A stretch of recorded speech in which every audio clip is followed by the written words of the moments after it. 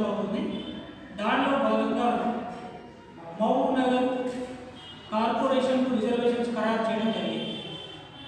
ఖరారు చేసినటువంటి రిజర్వేషన్లో SC ST సామాజిక వర్గానికి, బీసీ సామాజిక వర్గానికి రాజ్యాంగబద్ధంగా వచ్చేటువంటి హక్కుల విషయంలో కూడా అవకతవకలు జరిగినట్టు, చాలా అన్యాయం జరిగినటువంటి విషయం గురించి మహబూబ్ నగర్లో ఎస్సీ ఎస్టీ సంఘాలు, బీసీ సంఘాలు పెద్ద ఎత్తున ఆందోళన చేయడం అనేటువంటిది జరుగుతుంది. ఈ మహబూబ్ నగర్ కార్పొరేషన్కి మేయర్గా బీసీ మహిళలు కేటాయించినప్పటికీ కార్పొరేటర్గా ఉండేటువంటి రిజర్వేషన్ అంశంలో ఎస్సీలకు 5 స్థానాలు, ఎస్సీలకు 1 స్థానం అనేటువంటిది కేటాయించడం అనేటువంటిది జరిగింది.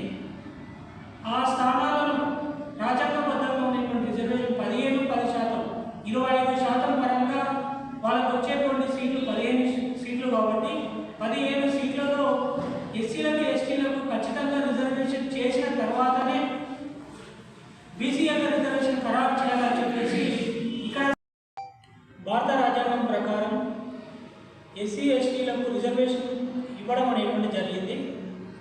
విద్యా ఉద్యోగ రాజకీయ రిజర్వేషన్ను 25%గా తెలంగాణ రాష్ట్రంలో అమలు చేస్తున్నారు. ఎస్సీలకు 15%, ఎస్టీలకు 10% రిజర్వేషన్ను ఉంది.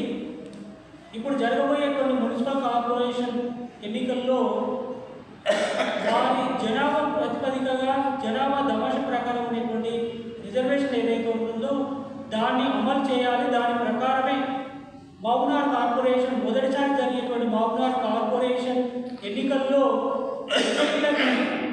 ఎస్టీలకి దమాష ప్రకారం ఉండేటువంటి రిజర్వేషన్ అమలు చేయాలని చెప్పేసి న్యాయబద్ధంగా కోరుకోవడం అనేటువంటి జరుగుతుంది. ఇండియన్ కాన్స్టిట్యూషన్లో 330, 104 రాజ్యాంగ సవరణ ప్రకారం కూడా 2013 వరకు రిజర్వేషన్ను అమలు చేయాలని చెప్పేసి అమెండ్మెంట్ చేయడం అనేటువంటి జరిగింది. కాబట్టి 104 రాజ్యాంగ సవరణ ప్రకారం మొదటిసారి జరిగే మహబూబ్ నగర్ మేజర్ ఎన్నికల్లో ఖచ్చితంగా ఎస్టీలకు వాళ్ళ యొక్క రిజర్వేషన్ను అమలు చేసిన తర్వాతనే ఎన్నికలు నిర్వహించాలని చెప్పేసి ప్రధానంగా డిమాండ్ చేస్తూ మహబూబ్ నగర్ పట్టణంలో కార్పొరేషన్ కోసం ప్రభుత్వం ఎన్నికలు నిర్వహించడానికి సిద్ధంగా ఉంది. ఈ రిజర్వేషన్ విషయంలో కూడా భారత రాజ్యాంగం ఇచ్చినటువంటి ఎస్సీ ఎస్టీల యొక్క హక్కులను కాలరాస్తూ రిజర్వేషన్లు ఖరారు చేయడం అనేటువంటిది అసంభవం, అన్యాయంగా భావిస్తున్నాం. బీసీలకు ఇచ్చేటువంటి రిజర్వేషన్ 34% పేరు చెప్పి ఎస్సీలకు 12%, ఎస్టీలకు 7% రిజర్వేషన్ ఇవ్వడం అన్యాయం. అదేవిధంగా కాంగ్రెస్ పార్టీ ఇచ్చినటువంటి మాట ప్రకారం బీసీలకు 42% రిజర్వేషన్ ఇస్తే ఎస్సీ ఎస్టీలకు ఉన్న రిజర్వేషన్ 8% అవుతుంది. అది చాలా ఘోరమైనటువంటి అన్యాయంగా పరిగణింపబడుతుంది. కాబట్టి కాంగ్రెస్ పార్టీ ఎస్సీ ఎస్టీల యొక్క హక్కులను లాగేసేటట్టు ప్రవర్తిస్తుంది, వాళ్ళ యొక్క హక్కులను కాలరాస్తుంది. ఖచ్చితంగా కాంగ్రెస్ పార్టీకి బుద్ధి చెప్పాల్సిన అవసరం ఉంది.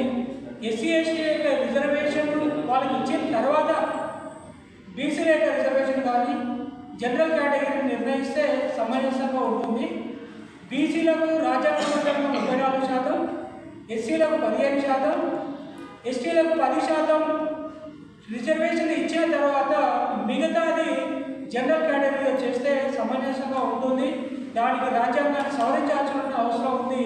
అలాంటి అమెండ్మెంట్లు ప్రవేశపెట్టి, సవరణలు ప్రవేశపెట్టి రిజర్వేషన్స్ ఖరారు చేసిన తర్వాతనే ఈ కార్పొరేషన్ ఎన్నికలు నిర్వహిస్తే బాగుంటుంది. కానీ హడావిడిగా ఈ రాష్ట్రంలో ఏదో జరుగుతుంది, మాకు ఏదో మా సీట్లు కోల్పోతామనేటువంటి ఉద్దేశం చేత ఇప్పుడు ఎస్సీల యొక్క రిజర్వేషన్, ఎస్టీల యొక్క రిజర్వేషన్ అంచడమే కాకుండా బీసీల యొక్క రిజర్వేషన్ కూడా తగ్గించేటువంటి ప్రయత్నం జరుగుతుంది.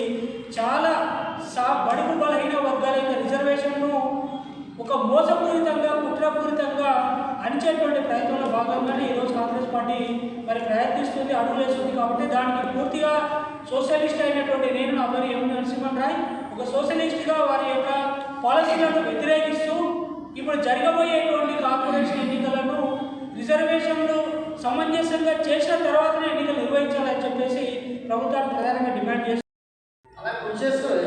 హుదాబాద్ రమేష్ నాయుడు గిరిజన సేవా సంఘం రాష్ట్ర నాయకులు రావడం జరిగింది.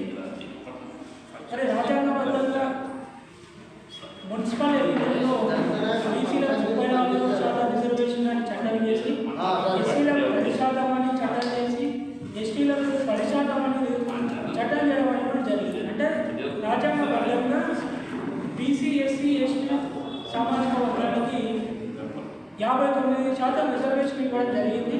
మరి 50% సీలింగ్ ఎందుకో అర్థం కాని విషయం. మరి సవరణ అనేటువంటిది ప్రభుత్వమే ఆల్రెడీ గత ప్రభుత్వాలు తీసుకున్న నిర్ణయం ప్రకారం 59% రిజర్వేషన్ ఉంటే 50% చేయడం వల్లనే ఇప్పుడు వచ్చినటువంటి సమస్యగా మరి ఎస్సీ ఎస్టీల యొక్క రిజర్వేషన్ తగ్గించి బీసీల యొక్క రిజర్వేషన్ పెంచడం అన్యాయం అవుతుంది. బీసీల యొక్క రిజర్వేషన్ తగ్గించినా మరి బీసీలకు అన్యాయం అవుతుంది. కాబట్టి బీసీలకు, ఎస్సీ ఎస్టీలకు వ్యతిరేకంగా రిజర్వేషన్ అనేటువంటిది లేదు. కాబట్టి అందరికీ సమన్యాయం చేయాలి. రాజ్యాంగబద్ధంగా ఉన్నటువంటి రిజర్వేషన్లను ప్రభుత్వం చిత్తశుద్ధితో అమలు చేయాలి. ఆ విషయంలో ప్రభుత్వం ముందుకు అడుగులు వేయట్లేదు, అన్యాయం జరుగుతుంది.